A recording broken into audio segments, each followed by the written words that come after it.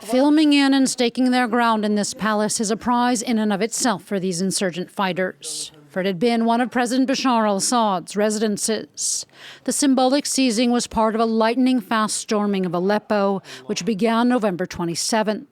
It was, for the coalition of groups, the biggest success against the Assad regime in years.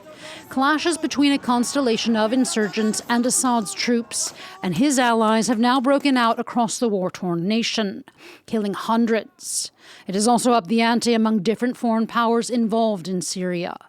According to the Syrian Observatory for Human Rights, Iran-backed Iraqi soldiers have been crossing into Syria to support al-Assad troops, and Russian jets have been bombing the insurgent positions in the northwest, like in Idlib.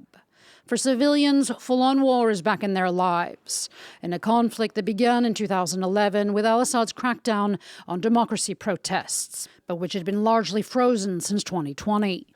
We woke up to the sounds of terror, fear, and airstrikes. I can't describe the horror we witnessed and what we felt. We live in a camp that's next to a family that was hit.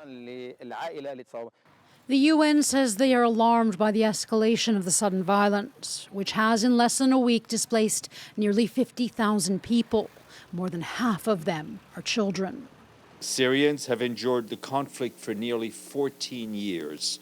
They deserve a political horizon that will deliver a peaceful future, not more bloodshed.